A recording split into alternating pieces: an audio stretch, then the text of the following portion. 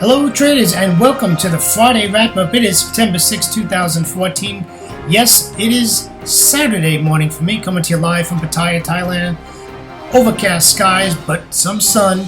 Nice white sandy beaches. Yes, traders, I will be under a gazebo today, enjoying lunch and a nice cold one. Traders, remember this is brought to you through FXCL Excellence in Trading. Traders, always great to be with you with the Friday wrap-up. I think we've got like 19 charts to look at today, and they're all daily charts. So let's get a move on. Traders, my name is William Gilday. I am your moderator for the Friday wrap-up series, which is given to you every Friday after the New York close.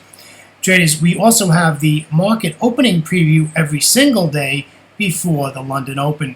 Traders, I started trading in 2006. In 2008, I retired from a great 27-year career in the fire rescue department, came over to Thailand for a 3-month vacation to celebrate, and I'm still celebrating, and I'm still in Thailand, and it's 2014.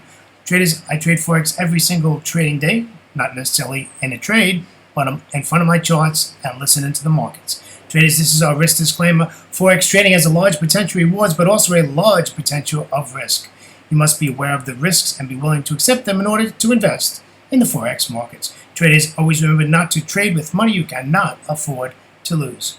Traders, past performance of any trading system or methodology is not necessarily indicative of future results. All right, today's commentary, not much to say other than quite a up and down week, but let's talk about non-farm payrolls that came out yesterday in the New York session. They were expecting 225, comes out at 142.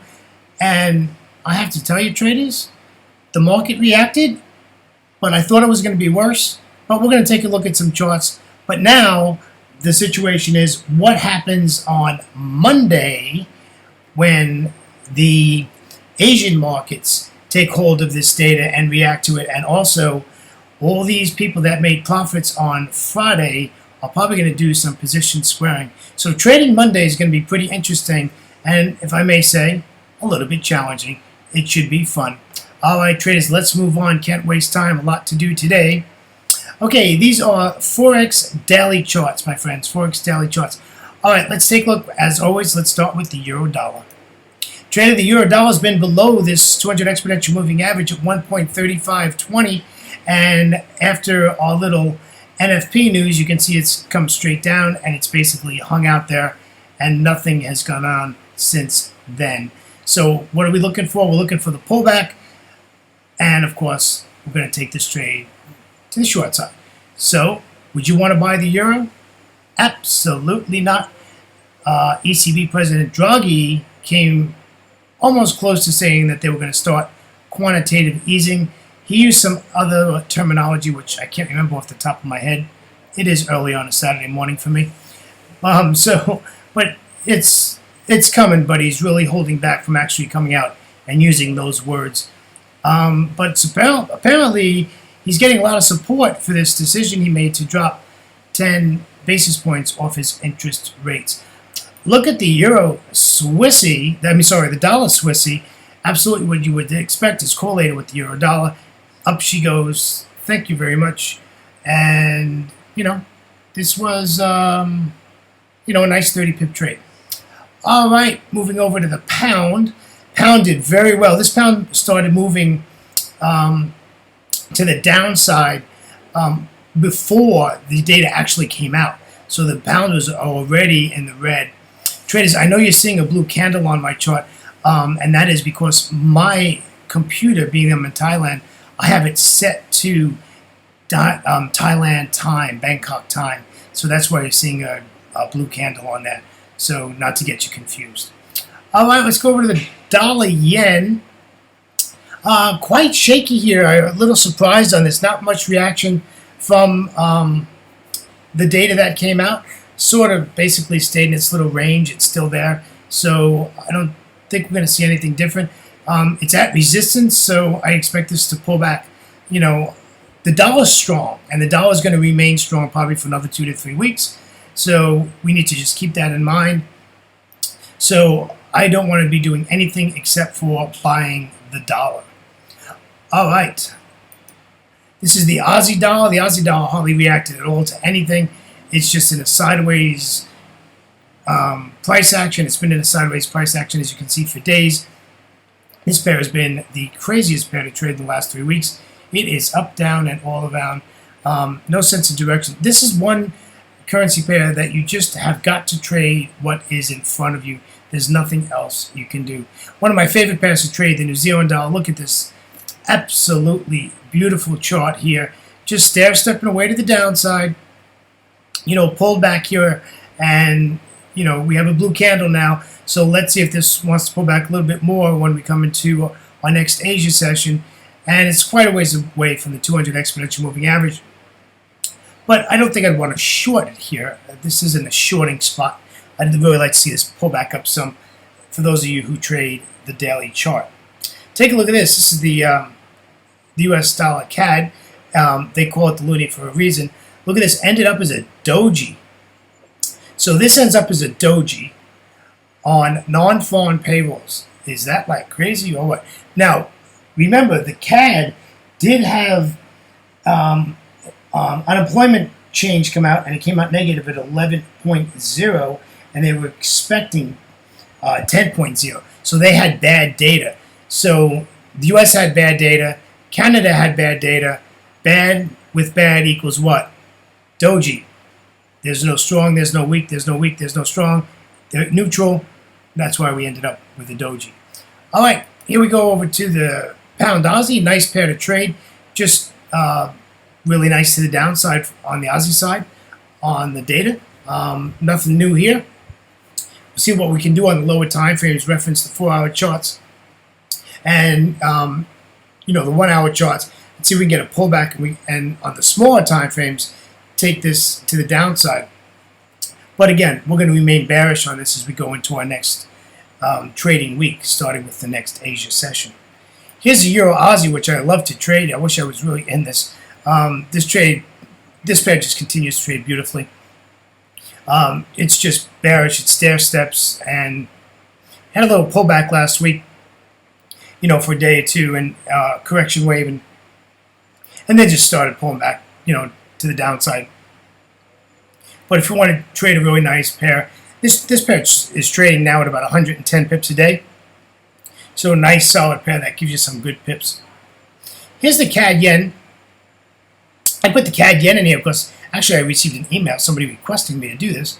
So we put the CAD yen in here and just take a look at how strong the CAD was. But why do we have a red candle? Because they had horrible data coming out, and that's why we have that. And at this point, the yen was very strong after non-farm payrolls, and that's why we have a red candle. But however, it is extremely bullish this week.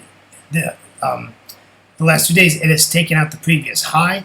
So we'll see if this is a red candle and then continue to the upside. It's going to be very interesting to see. The 200 exponential moving average is in no concern. It's way far away from current price, so nothing to worry about there. Here's the Euro New Zealand, another great pair to trade. This pair trades again about 86 pips a day. Very nice pair to trade. Look at this, just nice down, broke support with the data that came out. And, you know, we all know that the New Zealand is weak and the Euro is weak. So it's pretty surprising that we actually see some price action. But right now it's up against support. It broke out that first support area, and now where current price is, where that line is going across the chart, you can see that as current support. So this is going to be really interesting to see what happens in our next Asia session. Here's a Swiss yen, something I usually don't look at. I just thought I'd throw it in there, just showing you that it actually closed below the 200 exponential moving average. And you can see that the 200 exponential moving average on this has gotten some sort of reaction on both sides, whether it was support or resistance. It reacts to the 200 exponential moving average. Something to keep in the back of your mind if you want to start trading the Swiss yen, that if it's getting close to that 200, you can expect some sort of a reaction. And I don't know why we have the euro dollar twice, so let's skip that one. And here we go. This is our Aussie yen, as you would expect. Very strong to the upside. Why do we end up as a doji? Because the Aussie is weak and the pound is really, other than the data, but the JPY is weak. So, but this is an interesting chart. to me, it doesn't read correctly to the data, so it might not have even reacted to the data. Maybe this has nothing to do with the data that came out yesterday. And coming down to the last couple of charts here, we're going to talk about the beast. This is the pound yen. Again, you know, the pound, as we showed you on other charts, was coming down, but after that data, remember, the yen came very strong, and look at this. Now it's pulled way down again. It's probably going to go to that 170.27 area, to that 200 exponential moving average, and basically we'll probably get a bounce from there, or that support area, and get a bounce to the upside. Because Kuroda this week mentioned that they're not considering doing some easing in the near future, which in layman terms mean they're going to do another intervention because the yen is getting too strong. All right, last chart of the day, my friends, and that is, as I show you every week, is the dollar index. Dollar index popped up there and ended in red yesterday. And I have to tell you, I was listening to another trading room, and you know, they didn't blame anything on NFP, and I'm like, so of course, you know me, I had to put something in the chat box and said this is all due to data. And he said, well, yeah, but it came right up to the pivot, and you know, why would it come right up to the pivot? It was due to data. I said, but if the data didn't come out, it would have not made the pivot.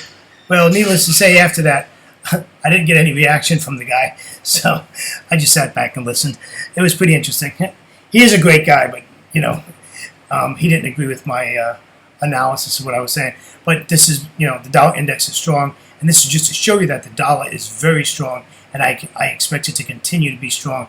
If it takes out this 1077 area, I just think we're in for a long ride. Okay. Traders, thank you for joining me for another week with the Friday wrap-up. We will see you again next Friday after the New York close. And traders, on behalf of myself, William Gilday, and our great friends FXCL Excellence in Trading, again, thank you for joining me, coming to you live from Pattaya, Thailand, sunny skies and white sandy beaches. Traders, heading to the gazebo. Talk to you next Asia session for the market opening preview. Until then, my friends, take care, have a great weekend break, and bye-bye.